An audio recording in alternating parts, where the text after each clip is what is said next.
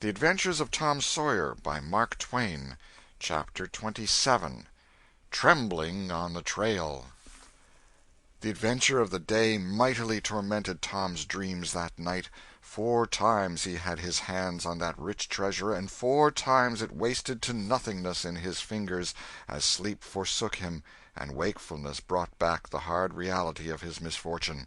As he lay in the early morning recalling the incidents of his great adventure, he noticed that they seemed curiously subdued and far away, somewhat as if they had happened in another world, or in a time long gone by.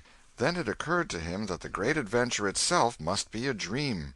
There was one very strong argument in favor of this idea, namely, that the quantity of coin he had seen was too vast to be real.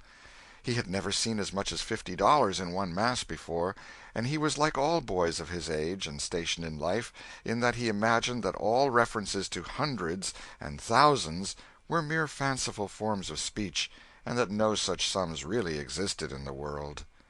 He never had supposed for a moment that so large a sum as $100 was to be found in actual money in anyone's possession. If his notions of hidden treasure had been analyzed, they would have been found to consist of a handful of real dimes and a bushel of vague, splendid, ungraspable dollars. But the incidents of his adventure grew sensibly sharper and clearer under the attrition of thinking them over, and so he presently found himself leaning to the impression that the thing might not have been a dream after all. This uncertainty must be swept away. He would snatch a hurried breakfast and go and find Huck. Huck was sitting on the gunwale of a flatboat, listlessly dangling his feet in the water and looking very melancholy. Tom concluded to let Huck lead up to the subject. If he did not do it, then the adventure would be proved to have been only a dream. "Hello, Huck." "Hello yourself." Silence for a minute. "Tom, if we'd 'a' left the blamed tools at the dead tree, we'd 'a' got the money. Oh, ain't it awful?" "'Tain't a dream, then. 'Tain't a dream. Somehow I most wish it was. Dogged if I don't, Huck." "What ain't a dream?" "Oh, that thing yesterday. I been half thinking it was." "Dream! If them stairs hadn't broke down you'd 'a' seen how much dream it was. I've had dreams enough all night, with that patch-eyed Spanish devil going for me all through 'em. Rot him!" "No, not rot him. Find him. Track the money." "Tom, we'll never find him. A feller don't have only one chance for such a pile, and that one's lost. I'd feel mighty shaky if I was to see him, anyway." "Well, so'd I, but I'd like to see him anyway. Track him out. To his number 2. "Number 2, yes, that's it. I been thinking about that, but I can't make nothing out of it. What do you reckon it is?" "I don't know. It's too deep.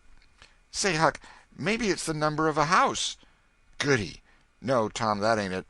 If it is, it ain't in this one-horse town. They ain't no numbers here." "Well, that's so. Let me think a minute. Here, it's the number of a room in a tavern, you know." "Oh, that's the trick. They ain't only 2 taverns. We can find out quick. You stay here, Huck, till I come." Tom was off at once. He did not care to have Huck's company in public places. He was gone half an hour. He found that in the best tavern, number 2 had long been occupied by a young lawyer, and was still so occupied. In the less ostentatious house, number 2 was a mystery. The tavern-keeper's young son said it was kept locked all the time, and he never saw anybody go into it or come out of it except at night. He did not know any particular reason for this state of things, had had some little curiosity, but it was rather feeble, had made the most of the mystery by entertaining himself with the idea that the room was haunted, had noticed that there was a light in there the night before. "That's what I've found out, Huck. I reckon that's the very number 2 we're after." "I reckon it is, Tom. Now what you going to do?" "Let me think." Tom thought a long time. Then he said, "I'll tell you. The back door of that number 2 is the door that comes out into the little close alley between the tavern and the old rattle-trap of a brick store. Now you get hold of all the door-keys you can find, and I'll nip all of Auntie's, and the first dark night we'll go there and try 'em.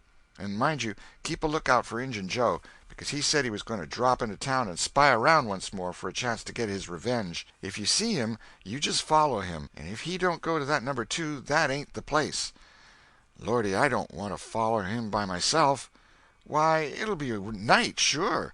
He mightn't ever see you. And if he did, maybe he'd never think anything. Well, if it's pretty dark, I reckon I'll track him. I don't know. I'll try. You bet I'll follow him if it's dark, Huck. Why, he might have found out he couldn't get his revenge and be going right after that money. It's so, Tom, it's so. I'll foller him. I will, by jingoes. Now you're talking. Don't you ever weaken, Huck, and I won't. End of chapter 27. Chapter 28. In the Lair of Injun Joe. That night Tom and Huck were ready for their adventure. They hung about the neighborhood of the tavern until after 9, one watching the alley at a distance and the other the tavern door. Nobody entered the alley or left it. Nobody resembling the Spaniard entered or left the tavern door. The night promised to be a fair one, so Tom went home with the understanding that if a considerable degree of darkness came on, Huck was to come and "mow," whereupon he would slip out and try the keys. But the night remained clear, and Huck closed his watch and retired to bed in an empty sugar hogshead about 12. Tuesday the boys had the same ill luck, also Wednesday, but Thursday night promised better. Tom slipped out in good season with his aunt's old tin lantern and a large towel to blindfold it with. He hid the lantern in Huck's sugar hogshead, and the watch began. An hour before midnight the tavern closed up, and its lights, the only ones thereabouts, were put out. No Spaniard had been seen. Nobody entered or left the alley. Everything was auspicious. The blackness of darkness reigned. The perfect stillness was interrupted only by occasional mutterings of distant thunder. Tom got his lantern, lit it in the hogshead, wrapped it closely in the towel, and the two adventurers crept in the gloom toward the tavern. Huck stood sentry, and Tom felt his way into the alley. Then there was a season of waiting anxiety that weighed upon Huck's spirits like a mountain. He began to wish he could see a flash from the lantern. It would frighten him, but it would at least tell him that Tom was alive yet. It seemed hours since Tom had disappeared. Surely he must have fainted. Maybe he was dead. Maybe his heart had burst under terror and excitement. In his uneasiness, Huck found himself drawing closer and closer to the alley, fearing all sorts of dreadful things, and momentarily expecting some catastrophe to happen that would take away his breath. There was not much to take away, for he seemed only able to inhale it by thimblefuls, and his heart would soon wear itself out, the way it was beating. Suddenly there was a flash of light, and Tom came tearing by him. "Run!" said he. "Run for your life!" He needn't have repeated it. Once was enough. Huck was making 30 or 40 miles an hour before the repetition was uttered. The boys never stopped till they reached the shed of a deserted slaughter-house at the lower end of the village. Just as they got within its shelter the storm burst and the rain poured down. As soon as Tom got his breath he said, "Huck, it was awful. I tried 2 of the keys, just as soft as I could, but they seemed to make such a power of a racket that I couldn't hardly get my breath, I was so scared. They wouldn't turn in the lock, either. Well, without noticing what I was doing, I took hold of the knob, and open comes the door. It warn't locked. I hopped in and shook off the towel, and great Caesar's ghost!" What'd you see, Tom?" "Huck, I most stepped onto Injun Joe's hand." "No!"